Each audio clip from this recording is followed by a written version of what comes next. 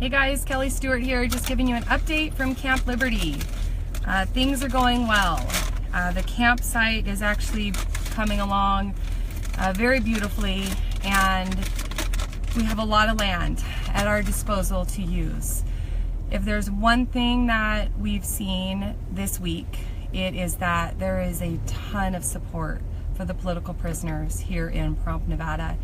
There's not just support for the political prisoners, but there is an extreme frustration from the locals here towards this private prison. We've met with many locals, we've heard many stories, and the one thing we continue to hear is this issue of the land rights that people are facing, but also, of course, because it's Nevada and it's mostly owned by the federal government, but also that they are frustrated at all of the corruption going on within their elected officials. So when you hear them saying things like, the prison wasn't supposed to be here, but our county commissioners changed plot lines and changed the zoning so that this prison could be put in, and then as soon as the prison was finished, they put the zoning back the way that it was. So when you sit with the locals in their offices and you listen to their stories, you hear that the elected officials in this town are not representing the people.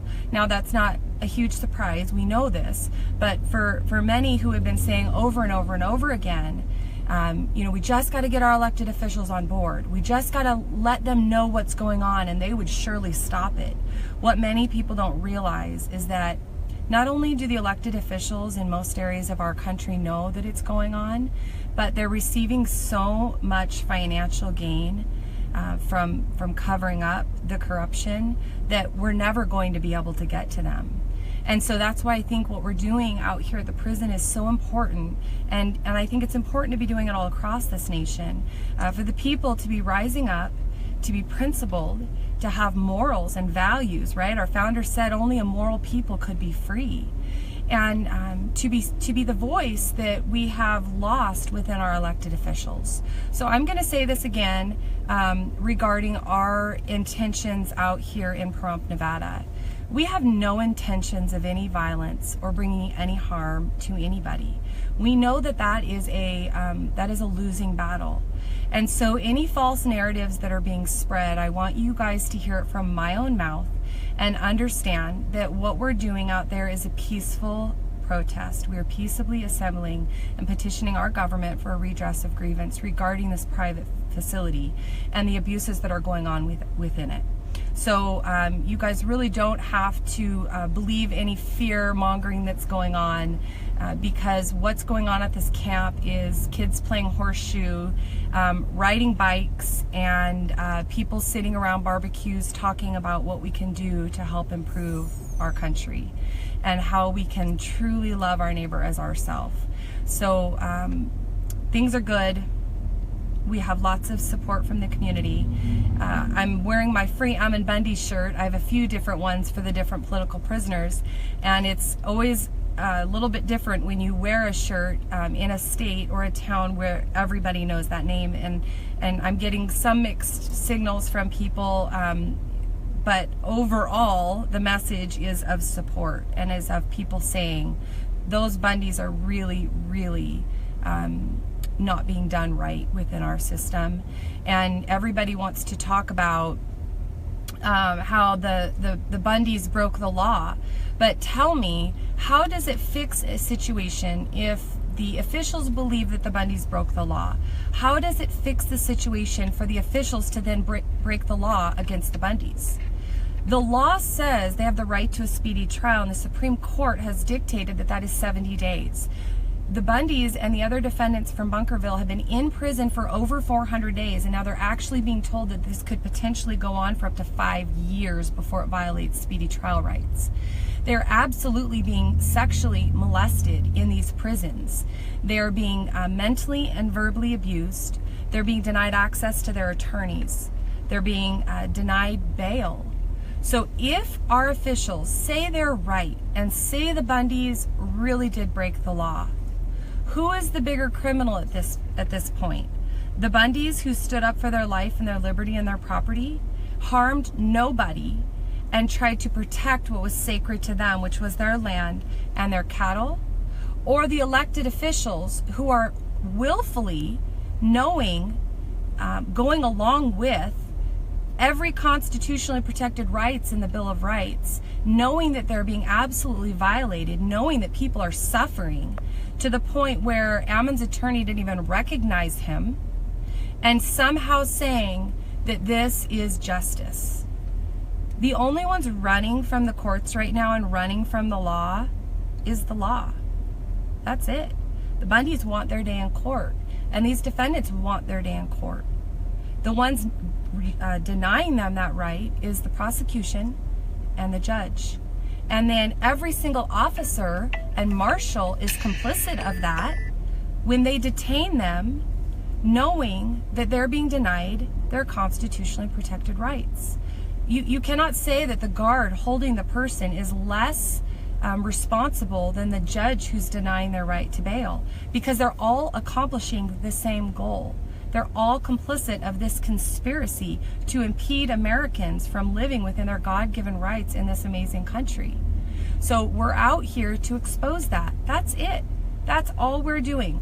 We're going to be holding some classes up at the library, and we'll get that posted hopefully by tonight and let you guys see what's going on there. We're going to be studying the Bill of Rights, going over the overall Constitution. We're going to be talking about prison abuse. We're going to be trying to give these people that are behind bars a voice, because this is everything they would want happening out here, and this is everything they would be doing if they were outside.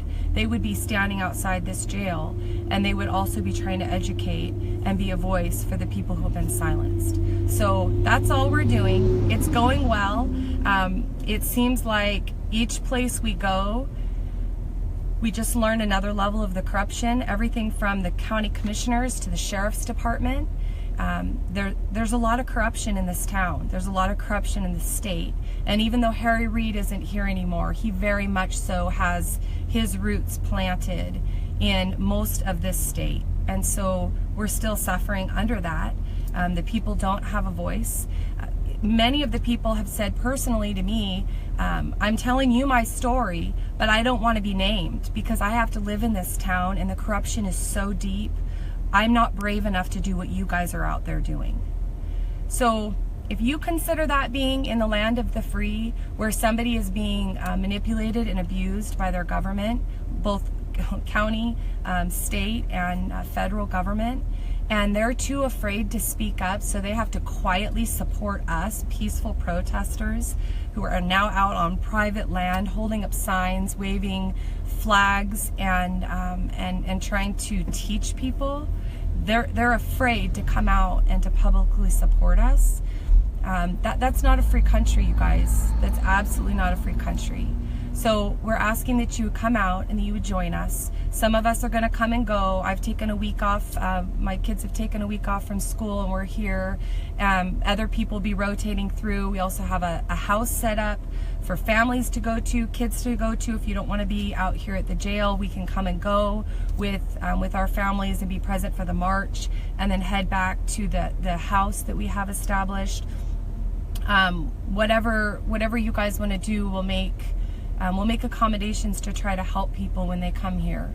And we want to assist you and help you be here with us. And if you can't be here with us, you can send food, you can send, I guess you could send donations. I'm awful at taking donations for myself, but if there's anything you know that we need that you wanted to purchase and send over, I think we have most of camp established, but for Saturday we're going to be doing a pretty big cookout as we launch a yard sale.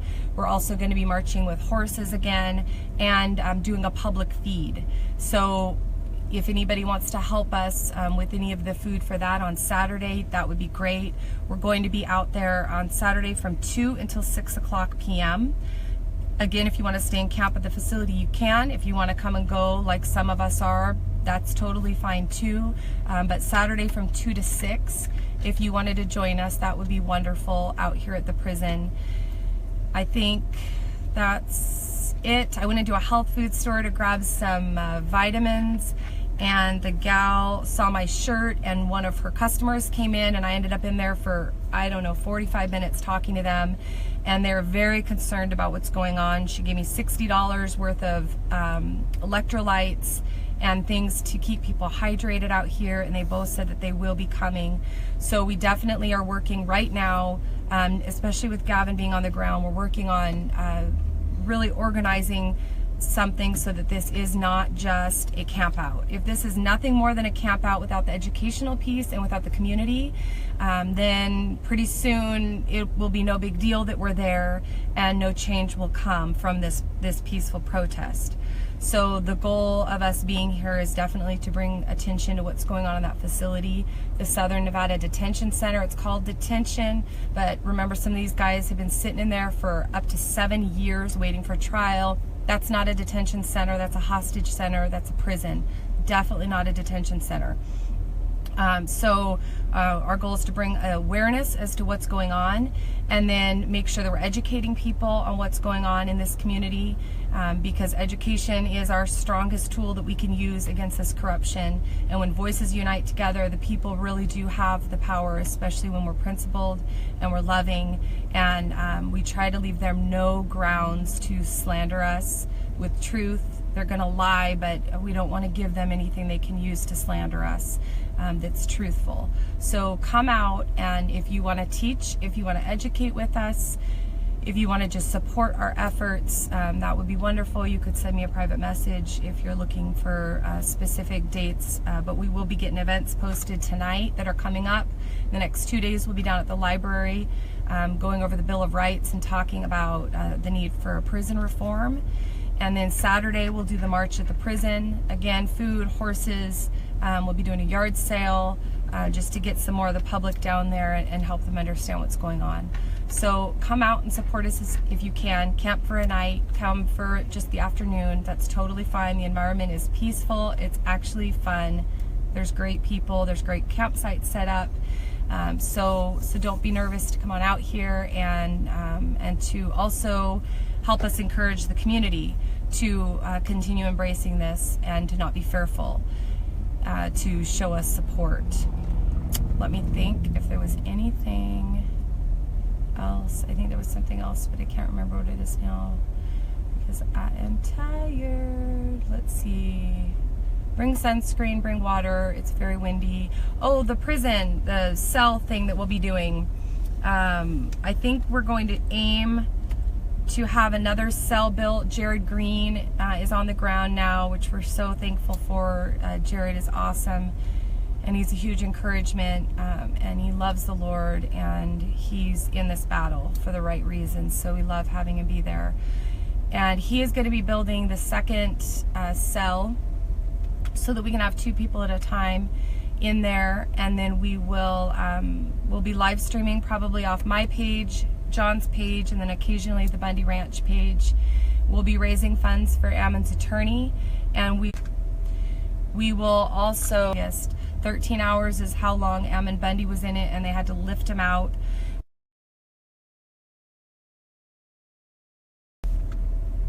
They had to lift him out with the guards' help, and he wasn't able to use his arms to even lift up his arms, so they could strip him.